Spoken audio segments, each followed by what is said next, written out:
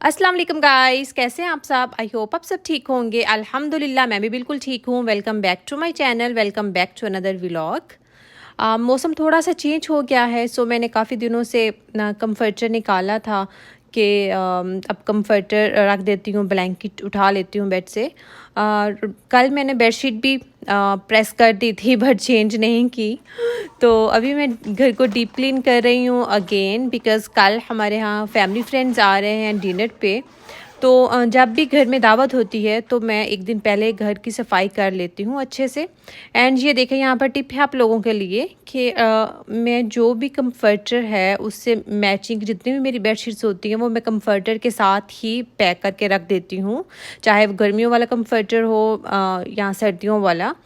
तो इस कंफर्टर के साथ मैं ग्रे एंड ग्रीन दो बेडशीट्स है मेरे पास। तो मैंने अभी ग्रीन वाली कल निकाली थी, प्रेस कर ली।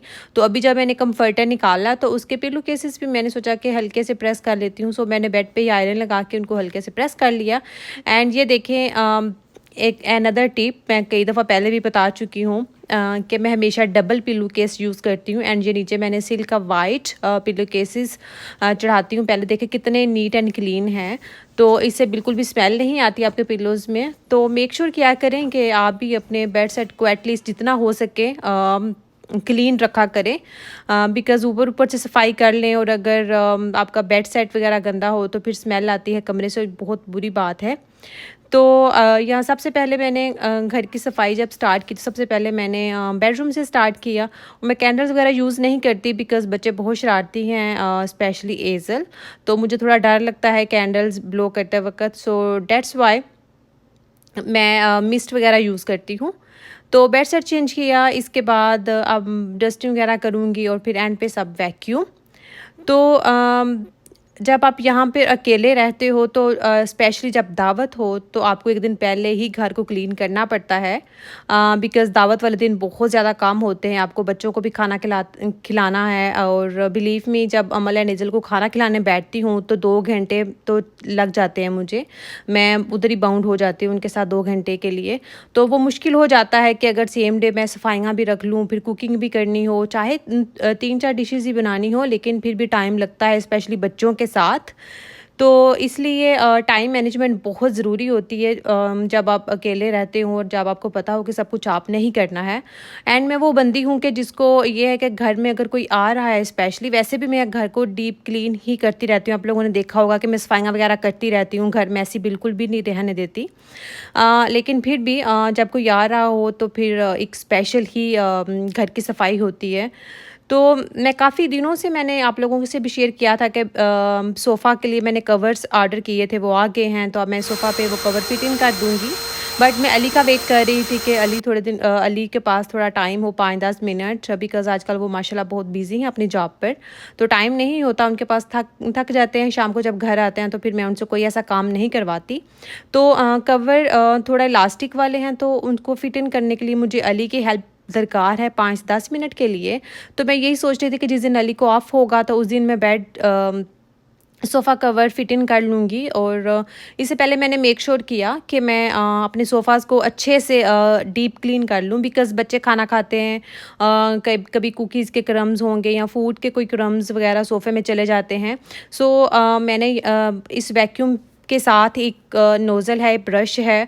तो मैंने नोज़ल के थ्रू जितने भी उसकी पॉकेट्स थी सोफ़ा के अंदर, वो काफ़ी लंबी नोज़ल है तो वो अंदर तक चली गई, जिससे सोफ़ा अंदर तक क्लीन हो गया। जो भी अगर उसमें कोई डस्ट पार्टिकल थे, ये इस नोज़ल की बात कर रही हूँ मैं, तो देखिए इसे फूड पार्टिकल्स बिल्कुल भी एक तिनका भी सोफ़े पे नहीं बचा। सारी डस्ट, सारे फूड पार्टिकल्स इसने अंदर तक जो है वो डीप क्लीनिंग कर दी सोफ़ा की। और ब्रश से मैंने सोफ़ा के जितने भी कुशन्स थे और बैक एंड आर्म्स वगैरह वो अच्छे से क्लीन कर लिए, सो डैट बिल्कुल भी कोई फूड पार्टिकल ना रह जाए, बिकॉज़ इसके जो सोफ़ा कवर्स हैं वो पूरे सोफ़ा पे ही फिट इन होगा। तो मुझे मेक श्योर करना था कि सोफ़ा कवर चढ़ाने से पहले सोफ़ा बिल्कुल डीप क्लीन हो। तो ये बहुत अच्छी टिप है। आप लोग भी अगर सोफ़ा कवर यूज़ करते हैं तो मेक श्योर किया करें कि सोफ़ा भी अंदर तक क्लीन हो। ये नहीं कि आप ऊपर से कवर तो क्लीन कर लें लेकिन सोफ़ा अंदर से गंदा हो।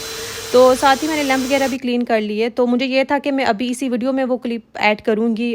सोफ़ा कवर अभी चेंज करूँगी, डाइनिंग चेयर्स भी चेंज करूँगी, उनके कवर भी। बट अली काफ़ी लेट आए थे तो सो मैं नहीं कर पाई, लेकिन सुबह इंशाल्लाह वो घर पर ही होंगे बिकॉज़ दावत भी है। तो फिर कल इंशाल्लाह आप लोगों के साथ वो क्लिप शेयर करूँगी। कल इंशाल्लाह फाइनली घर में थोड़ा-सा कलर ऐड हो जाएगा।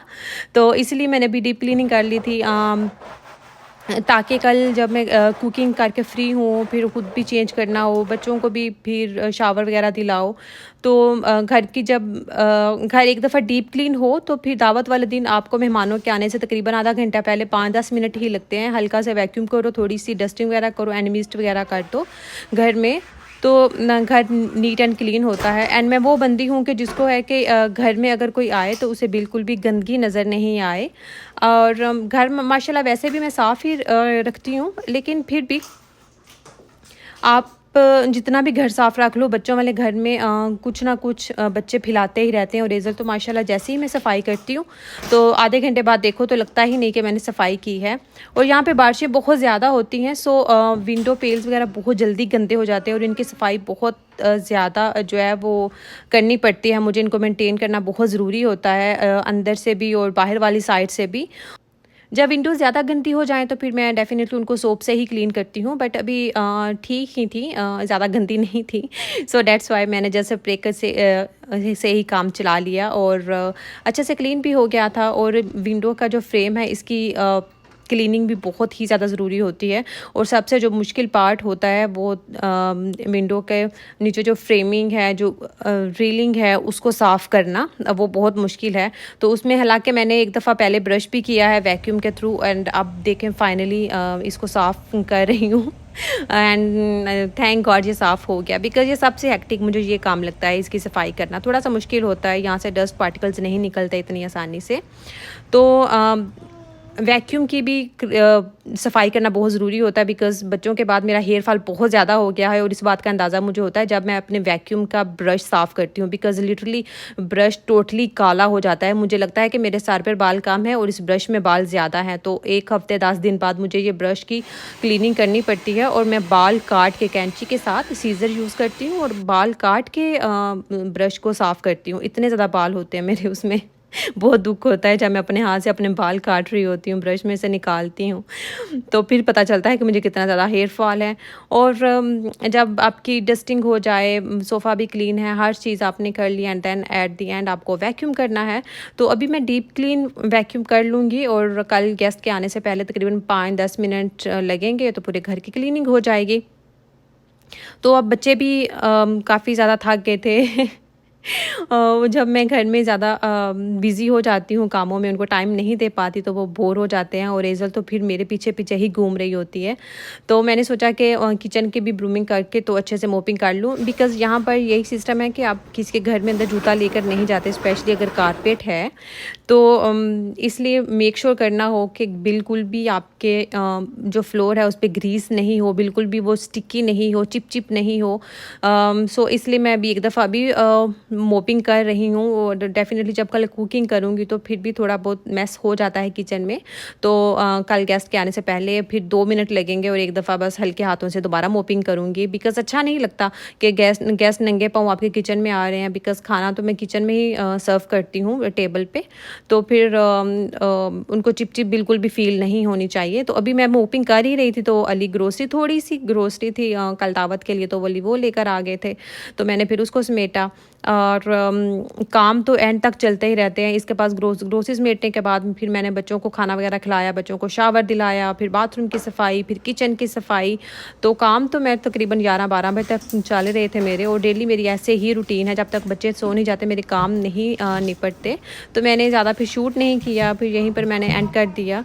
और आई रियली होप कि आप लोगों को भी कोई मोटिवेशन मिली होगी डीप क्लीनिंग की। आप लोग भी ऐसे ही मैनेज किया करें, जब घर में गेस्ट आने हों स्पेशली तो एक दिन पहले ही तैयारी कर कर लिया करें कुकिंग की, या घर को नीट क्लीन कर लिया करें, स्पेशली अगर आपके पास कोई हेल्पर नहीं है, सब कुछ आपको खुद ही मैनेज करना है। सो टाइम मैनेजमेंट बहुत ही ज़्यादा ज़रूरी है। एंड फॉर्चुनेटली हम लेडीज़ जो हैं वो काफ़ी अच्छी मैनेजर हैं, हम टाइम को बहुत अच्छे से मैनेज कर लेती हैं। तो आई रियली होप कि आप लोग को मेरी वीडियो से ज़्यादा बोरियत नहीं होती होगी। प्लीज़ मेरे चैनल को सब्सक्राइब कीजिएगा, मेरी वीडियोस को लाइक एंड शेयर ज़रूर कीजिएगा, और मुझे कमेंट में बताइएगा कि आप लोगों को कैसी वीडियोस देखना पसंद है, सो डैट मैं वैसी ही वीडियोस एंड वैसी इन्फॉर्मेशन आप लोगों के लिए लेकर आऊँ। तो ये देखें, ये सोने से पहले मैंने क्लिप लिया था कि आप लोगों को दिखाऊँ कि मैं किचन क्लीन करके सोई थी बर्तन वगैरह धो के। तो मिलते हैं नेक्स्ट व्लॉग में, तब तक अल्लाह हाफिज़।